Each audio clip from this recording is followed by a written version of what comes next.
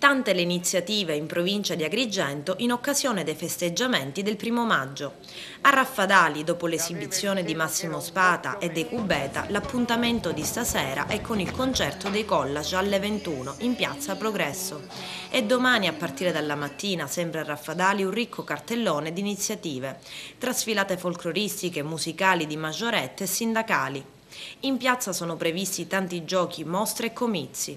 La sera alle 21, invece, il 1° maggio di Raffadali culminerà con il concerto di Antonella Ruggero. E spostiamoci ad Agrigento ed in particolare al Giardino della Colimbetra.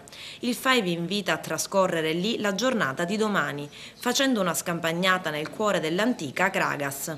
Il giardino sarà pronto ad accogliere i suoi ospiti a partire dalle 10 del mattino e sino alle 18. Nel corso della giornata sono previsti percorsi guidati per i più grandi e momenti di intrattenimento per i bambini con il teatro dei burattini. È anche possibile fare un picnic nell'area attrezzata portando il pranzo a sacco.